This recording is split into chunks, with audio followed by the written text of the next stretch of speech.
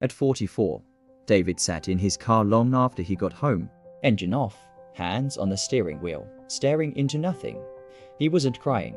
He wasn't angry, he was just tired of always saying yes when he meant no, tired of carrying problems that weren't his, tired of pretending everything was fine from the outside. His life looked stable, a good job, a family, a house, but inside, it felt like noise, constant noise, and the scariest part, he couldn't remember the last time he felt true peace, not happiness, not excitement, just peace, that quiet feeling where your mind finally rests. Most people don't realize this until after 40, when the chaos that once felt normal starts to feel unbearable, and by then, the damage has already been done. If this feels even a little familiar, if you've ever sat in silence and felt that same quiet exhaustion, then this video is for you. Take a second right now, like this video and subscribe, because what you're about to hear might be exactly what saved your peace. Before his later David was 44. He had done everything right, at least. That's what he believed. He worked hard in his 20s, built a career in his 30s, took care of his family, showed up when people needed him. He was the reliable one-to-one everyone called at work.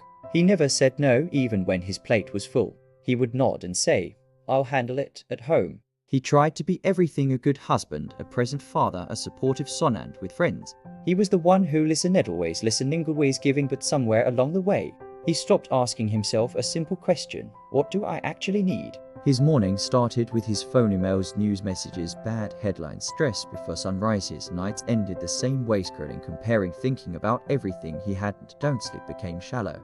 His patience got shorter, and slowly, something inside him started to breathe, not loudly, quietly. The first real sign came during a small argument. It wasn't even serious, just a normal disagreement at home, but David snapped, not just frustration, but something deeper, years of pressure, leaking out all at once. In the moment it happened, he saw Eth look on his wife's face, a confusion, hurt. At night, he couldn't sleep. His mind replayed everything, every regret, every missed moment.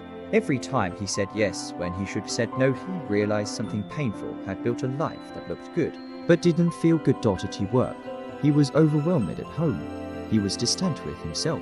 He was lost, kept thinking, maybe things will calm down soon, but they didn't. I got worse, because the truth is, life doesn't slow down for you. Not at 40, not at 50, if anything, it gets louder. And David was drowning in that noise. Weeks turned into months. David tried to fix things the only way he knew how: work harder, be better, push through. But the more he pushed, the more exhausted he became. He started avoiding calls, ignoring messages, even small decisions felt heavy. He would sit in meetings, hearing people talk, but not really listening. His mind was somewhere else, thinking. Covering 3 late at night didn't help. Seeing other people's perfect lives made him feel worse. He began to question everything: his career, his choices, his identity. And yet, he kept saying yeses to more work, to more obligations, to more stress, because saying no felt uncomfortable, felt selfish, felt wrong. But deep down, he knew something had to change. Let me ask you something. How many times have you said yes when you really wanted to say no?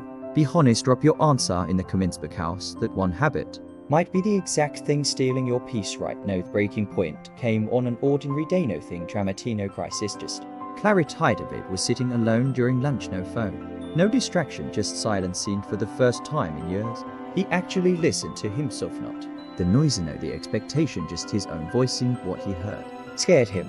I can't keep living like this. That moment changed everything. The case, it wasn't anger, it wasn't fear, it was truth. And truth is powerful. That was the moment David decided something radical would protect his peace, no matter what it cost. What David experienced, as an psychology calls it, midlife recalibration. It's the stage where your brain begins to reject what no longer aligns with your values. For decades, people operate on conditioning: be liked, be successful, be reliable. But after 40, something shifts. Your emotional intelligence speaks. You start seeing patterns. You recognize what drains you, and more importantly, what truly matters. David's problem wasn't weakness, it was awareness. His brain had finally caught up with reality. Exhaustion wasn't failure, right? Was a signaler, warning that his life needed adjustment. And once that awareness hits, there's no going back. This isn't just David's story, it's the story of millions of people who spent years building a life, but forgot to build peace within it. People who gave too much, tolerated too much, carried too much, and now they're tired. If you're in your 40s or beyond, you've likely felt this, that quiet moment where everything slows down and you realize something is missing. Not money, Not success, Pierce. The truth is you don't find peace as protected. David didn't change his life overnight. Started small, he said no. Without explaining, he stopped trying to be liked by everyone. He let go of old regrets. He created boundaries, even when it felt uncomfortable. He chose a few people who truly mattered and let go of the rest.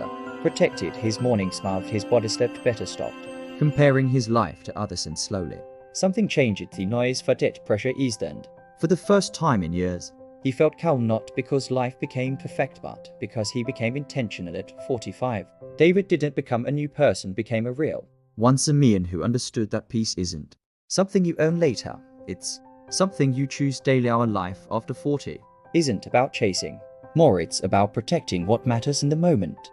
You start doing that. If writing changes, if this story spoke to you, thank you for staying until the end. Take a moment to like this video, subscribe, and share it with someone who needs it. And if you're ready to take control of your life, watch the next video on your screen, because your best, most peaceful years are just beginning.